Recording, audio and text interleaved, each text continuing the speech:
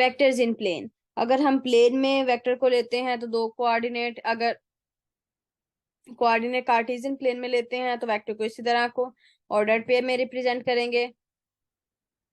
X axis पे जो है उसको हम अगर दूसरी फॉर्म में लिखते हैं तो एक्स आई आएगा और वाई जे आएगा, क्योंकि एक्स एक्सिस पे जो हम यूनिट वेक्टर लेते हैं वो आई होता है, वाई एक्सिस पे जे होता है और जेड एक्सिस पे के होता है। तो ये जो है वो वेक्टर को प्लेन में रिप्रेजेंट किया गया है और कोऑर्डिनेट ये ऑर्डर्ड पेयर की सूरत में इसके जो हैं वो कोऑर्डिनेट्स को लिखा गया है। दो वेक्टर को ऐड भी सिंपल कर सकते हैं, जैसे पहले ऐड किया सेम वही चीज है, स्केलर मल्टीप्लाई वैसे ही करते हैं।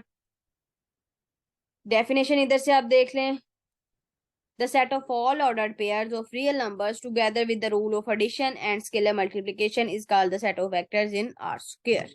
ठीक है, ये जो वेक्टर्स हैं ये ऑर्डर्ड पेयर है, उन्होंने कहा ये पॉइंट नहीं है, एक्स वाई पॉइंट नहीं हमने लिखा, हमने ऑर्डर्ड पेयर लिखे हैं, जितने ऑर्डर्ड पेयर कोऑर्डिनेट एक्सिस में आ जाएंगे। नेगेटिव ऑफ अ वेक्टर, किसी भी वेक्टर का नेगेटिव बनाने के लिए हम क्या करते हैं, उसको -1 से मल्टीप्लाई कर देते हैं, तो हमारे पास उसी वेक्टर का नेगेटिव आ जाएगा, जिसमें जो है मैग्नीट्यूड सेम होगा लेकिन उसका जो है वो डायरेक्शन ऑपोजिट हो जाएगी। और नेगेटिव वेक्टर को हम कहते हैं ये इसका जो है वो एडिटिव इनवर्स होता है। जिस तरह कोई भी नंबर है हमारे पास रियल नंबर, उसका नेगेटिव बनाने के लिए सिंपल एडिटिव इनवर्स बनाने के लिए क्या करते थे, हम कहते हैं कि माइनस, अगर नंबर 5 है तो -5 इसका एडिटिव इनवर्स है। इसी तरह कोई भी वेक्टर है तो उसको -1 से मल्टीप्लाई करके उसका जो है हमारे पास एडिटिव इनवर्स आ जाता है। Difference of two vectors, simple जैसे हम माइनस करते हैं सब्ट्रैक्ट करते हैं वो चीज है। जीरो वेक्टर, ये ऑर्डर पेयर की सूरत में 0 0 जो है हमारे पास वो जीरो वेक्टर है या नल वेक्टर है। इक्वल वेक्टर इन्होंने कोऑर्डिनेट्स की फॉर्म में लिखा है, दो वेक्टर्स इक्वल होंगे अगर उनके कोरस्पोंडिंग जो कंपोनेंट्स हैं वो बराबर हो, तो दो वेक्टर्स जो हैं वो हमारे पास इक्वल होते हैं। ठीक है, थोड़ा मैं जल्दी जल्दी ये इधर से इसलिए कर रही हूँ, ये पहले अभी हमने पढ़ लिया है, बात वही है, जस्ट इधर क्या है कोऑर्डिनेट्स की फॉर्म में लिखा गया है।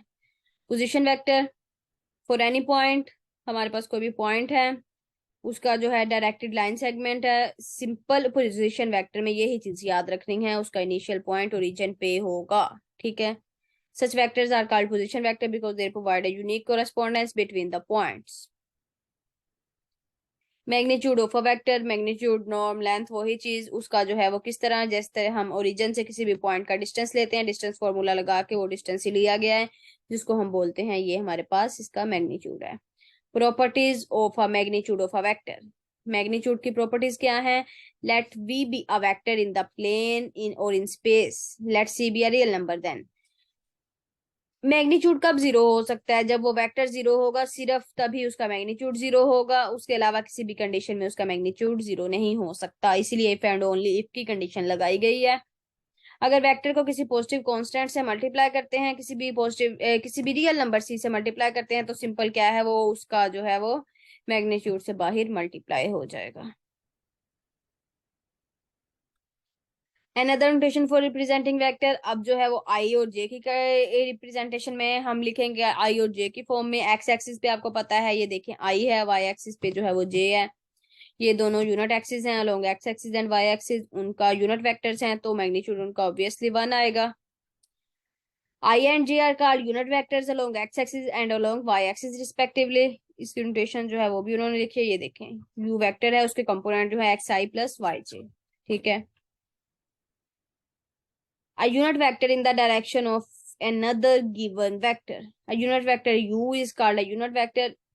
कोई भी वेक्टर हमारे पास यूनिट वेक्टर कब कहलाएगा, जब उसकी मैग्नीट्यूड 1 होगी। ठीक है, हम किसी भी मैग्नीट्यूड को 1 बनाने के लिए हम क्या करते हैं, उसको नॉर्मलाइज करते हैं ना, वेक्टर गिवन हो हम उसको उसके मैग्नीट्यूड से डिवाइड करके के कह देते हैं ये इसका जो है वो यूनिट वेक्टर है और उसकी मैग्नीट्यूड जो है वो 1 है। तो ये जो है हमें पता है कि इसका जो है वो क्या है, रिक्वायर्ड यूनिट वेक्टर, सिंपल कुछ भी नहीं है, वही चीज जो हमने पहले की है। ये बेसिक बेसिक जो है वो एग्जांपल्स हैं। नेक्स्ट हमारे पास आ गया रेशो फॉर्मूला, ये हमने पहले भी पढ़ा है। ए बी हमने रेशो फॉर्मूला पढ़ा था, फिर हमने मिड पॉइंट फॉर्मूला पढ़ा था कि अगर जो है वो बिल्कुल मिड पॉइंट पे डिवाइड करता है, वो हमने पीछे पढ़ा है ये चीज। ठीक है, let a and b be two points whose position vector are a and b, ये दो पॉइंट्स हैं O A and O B, उनके position vector a and b लिए। If a point P divides A B in the ratio p q, अगर ये जो point P है ये वाला, ये ए बी को रेशो में डिवाइड करता है बी एंड क्यू में, तो उसके पोजीशन वेक्टर आर जो है ये ओ से पी तक जो डिस्टेंस है उसको आर का नाम दिया गया, और उसको कैसे फाइंड किया गया, Q A plus P B over Q plus P. ठीक है, ये फॉर्मूला जो है रेशो फॉर्मूला आपने एज इट इज याद करना है। और अगर इधर से मिड पॉइंट फॉर्मूला बनता है, अगर इसको 1:1 में डिवाइड करें तो पी भी 1 होगा, क्यू भी 1 होगा, ऊपर फिर आ जाएगा ए प्लस बी और नीचे आ जाएगा 2। ये हमारे पास मिड पॉइंट फॉर्मूला बन जाएगा। ये देखें, if P is the mid point of A B then P ratio Q is 1 1। Position vector उसका फिर आ गया वही जो मिड पॉइंट के कोऑर्डिनेट्स होते हैं। Vector geometry. Let us now use the concept of vectors discussed so far in proving geometrical theorems. अगर उन्होंने कहा ए बी जो है हमारे पास पोजीशन वेक्टर हैं ए एंड बी के with respect to origin, and c be a point, c ऐसा point है जो उसका मिड पॉइंट है। ठीक है ना, ये भी मिड पॉइंट का फॉर्मूला हमने पढ़ा है ना, तो यही उन्होंने कहा शो करें कि वो मिड पॉइंट है। ये चीज हमने ऊपर अभी पढ़ ली है। Diagonals of a parallelogram bisect each other, ये हमें पता है, याद करने की भी जरूरत नहीं है। डायगनल्स जो हैं पैरेललोग्राम के दो डायगनल्स होते हैं वो एक दूसरे को बाइसेक्ट करते हैं। यहां तक किसी को कोई क्वेश्चन है तो वो पूछ सकता है। नेक्स्ट हमारे पास है introduction of vector in space. अभी हमने जो सारा पढ़ा है वो हमने किसमें पढ़ा है, 2D में, प्लेन में सारी चीजें तो जो है वो वेक्टर की स्टडी की हैं। अब जो है वो सारा किसमें है, स्पेस में है। इसमें जो है वो जी एक्सिस इन्वॉल्व होगा, हर चीज वही है जो पीछे हमने स्टडी की है। In space a rectangular coordinate system is constructed using three mutually orthogonal axes which have origin as their common point of intersection. When sketching figures, we follow the convention that the positive x-axis point towards the reader and the positive y-axis to the right and the positive z-axis point upwards. ठीक है, तीन axis ले लिए जो mutually जो हैं वो perpendicular हैं। These axis are also labelled in accordance with the right hand rule. Axis को जो है वो हम लेबल कर सकते हैं किस तरह, राइट हैंड रूल के जरिए। राइट हैंड रूल भी हमने पढ़ा है। हम अपने जो है वो लेफ्ट हैंड को इस तरह, जैसे इन्होंने ये फिगर में किया है, इस तरह करके हम ये जो है स्पेस में तीन कोऑर्डिनेट्स की डायरेक्शन ले सकते हैं। अब point P in space has three coordinates, one along x-axis and the second along y-axis and the third along z-axis. If the distance along x-axis, y-axis and z-axis respectively a, b and c, then the points is written as, उसके तीन जो है वो coordinates आएंगे जो point P को specify करेंगे, जिनको हमने ए बी सी का नाम दिया। Concept of a vector in space, space में आ गए तो उसके क्या है, तीन कोऑर्डिनेट्स आ गए। इस कॉल्ड थ्री डायमेंशनल स्पेस। किसी भी एलिमेंट को रिप्रेजेंट करने के लिए स्पेस पे हमें तीन कोऑर्डिनेट्स की जरूरत होती है, और तीन कोऑर्डिनेट्स अगर हैं उनको ऐड करेंगे, उनके कोरस्पोंडिंग कंपोनेंट्स ऐड करेंगे। जिस तरह दो कोऑर्डिनेट्स को दो ऐड किया था, इसी तरह जी को जी में ऐड करेंगे। स्केलर मल्टीप्लीकेशन है तो किसी भी स्केलर नंबर से मल्टीप्लाई कर सकते हैं इजीली। इधर से जो है वो डेफिनेशन देखें, the set of all order triples of real number together with the rule of addition and scalar multiplication is called the set of vectors in R3।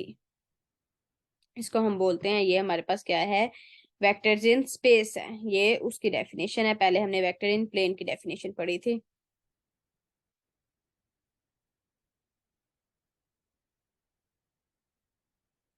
ठीक है, नेगेटिव बनाने के लिए हम वही चीज वही प्रॉपर्टी -1 से मल्टीप्लाई करते हैं। डिफरेंस लेने के लिए हम कोरस्पोंडिंग कंपोनेंट्स को माइनस करते हैं। नल वेक्टर है तो उसका मैग्नीट्यूड 0 होगा, जिसके 0 के कोऑर्डिनेट 0 0 हैं, और इसके जो है वो आर्बिट्रेरी डायरेक्शन है। टू वेक्टर्स इक्वल कब होते हैं, जब उनके कोरस्पोंडिंग कंपोनेंट्स इक्वल हों। ये एक वेक्टर है वी डब्ल्यू, दूसरा वेक्टर है। कब बराबर होंगे, जब इनके कोरस्पोंडिंग कंपोनेंट्स जो हैं वो बराबर होंगे, तो दोनों वेक्टर्स जो हैं वो इक्वल होंगे। पोजीशन वेक्टर में अगर वो ओरिजिन से स्टार्ट हो रहे हैं तो टर्मिनल पॉइंट कहीं भी लाई कर रहा है, तब उसे कहते हैं ये हमारे पास पोजीशन वेक्टर है स्पेस में। मैग्नीट्यूड के लिए वही डिस्टेंस फॉर्मूला हम यूज करेंगे, उसके मैग्नीट्यूड नॉर्म या लेंथ फाइंड करने के लिए ओरिजिन से लेके उस पॉइंट तक डिस्टेंस फॉर्मूला लगाया, तो मैग्नीट्यूड का फॉर्मूला जो है वो square root of x square plus y square plus z square आ गया। प्रॉपर्टीज ऑफ वेक्टर्स, अब आ गई हमारे पास वेक्टर्स की प्रॉपर्टीज। जैसे रियल नंबर की हमने प्रॉपर्टीज पढ़ी थी पीछे, इसी तरह वेक्टर्स की प्रॉपर्टीज हैं। दो वेक्टर्स जो हैं वो commutative property with respect to addition जो है उनको सेटिस्फाई करते हैं, चाहे ए को बी में ऐड करें या बी को ए में ऐड करें, कोई फर्क नहीं पड़ता। उसके बाद जो है वो एसोसिएटिव प्रॉपर्टी है, तीन वेक्टर्स को जिस तरह मर्जी ऐड करें रिजल्ट सेम रहेगा, कोई फर्क नहीं पड़ेगा। किसी भी वेक्टर का जो है वो एडिटिव इनवर्स लेने के लिए सिंपल उस वेक्टर को -1 से मल्टीप्लाई करके उसमें ऐड किया, तो हमारे पास जो है वो एडिटिव आइडेंटिटी आ गई वेक्टर्स की। उसके बाद जो है वो डिस्ट्रीब्यूटिव प्रॉपर्टी है, ए कोई भी स्केलर नंबर है, तो दो वेक्टर्स अंदर हैं v प्लस डब्ल्यू, तो अलग अलग करके हम उसको लिनियरिटी प्रॉपर्टी में जैसे करते हैं वो डिस्ट्रीब्यूटिव प्रॉपर्टी भी सेटिस्फाई करती है। उसके बाद स्केलर मल्टीप्लीकेशन है वो भी सेटिस्फाई होती है वेक्टर्स में। ठीक है, ये सारे उसके प्रूफ किए गए हैं।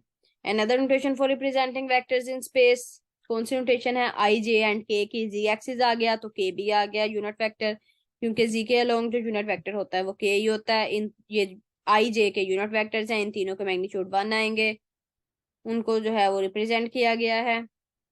Distance between two points in space, space में अगर हम दो पॉइंट्स का डिस्टेंस लेते हैं तो हम कैसे लेते हैं, वही distance formula, this is called distance formula. दो पॉइंट्स हैं हमारे पास P1 एंड P2, उनके कोऑर्डिनेट्स जो हैं वो x1 y1 z1 हैं और P2 के कोऑर्डिनेट्स x2 y2 z2 हैं।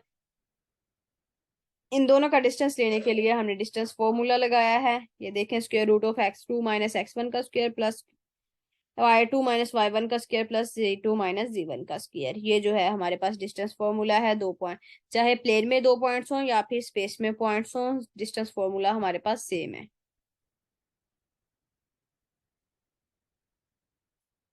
Direction angles and direction cosine of a vector, R हमारे पास नॉन जीरो वेक्टर है। Let alpha beta and gamma denote the angles formed between R and the unit coordinate axis.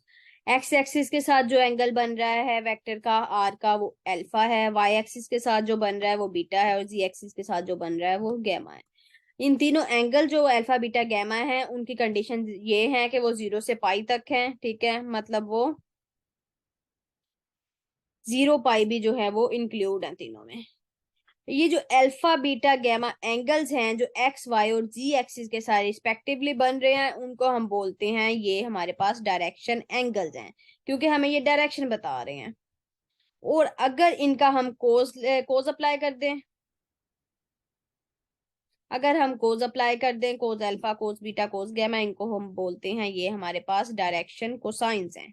Direction angle और direction cosine का इधर से आपने difference करना है कि हम कोई भी वेक्टर लेते हैं आर स्पेस में, वो आर जो है वो एक्स एक्सिस के साथ जो एंगल बना रहा है उसको अल्फा का नाम दिया, वो वाई एक्सिस के साथ जो एंगल बना रहा है उसको जो है वो बीटा का नाम दिया, वो जी एक्सिस के साथ जो एंगल बना रहा है उसको गैमा का नाम दिया। उसके बाद तीनों की कंडीशन ये है कि वो 0 से पाई के दरमियान ही लाई करेंगे क्लोज्ड इंटरवल में। अल्फा बीटा गैमा को हम बोलते हैं ये डायरेक्शन एंगल्स हैं, और इन पे जब हम कोस अप्लाई करते हैं तो इनको हम डायरेक्शन कोसाइंस बोलते हैं। ठीक है, ये इंपॉर्टेंट रिजल्ट ये है कि ये जो डायरेक्शन कोसाइंस हैं ये इंडिपेंडेंट नहीं होती। इंडिपेंडेंट नहीं होती मतलब इन तीनों का sum of square of direction cosine is unity. ये वेक्टर टेंसर में एक रिजल्ट है फर्स्ट चैप्टर में ही, उधर वर्ड्स में लिखा है इधर इन्होंने मैथमेटिकली लिखा है, आप वर्ड्स में कर लें तो ज्यादा बेहतर है। वो ये है कि sum of square of direction cosine is unity. तीनों डायरेक्शन को साइन लिए cos alpha cos beta cos gamma, उनका सम स्क्वायर करके सम किया तो उनका जो सम है वो 1 के इक्वल आएगा। वो इसका मतलब जो ये है कि डायरेक्शन कोसाइन इंडिपेंडेंट नहीं है, वो एक दूसरे पे डिपेंड करते हैं, क्योंकि ये तीनों cos alpha cos beta cos gamma वो एक पॉइंट को स्पेसिफाई कर रहे हैं ना, तो वो तीनों जो है वो एक दूसरे पे डिपेंड करते हैं। ठीक है, यहाँ तक किसी को कोई क्वेश्चन है तो वो पूछ सकता है।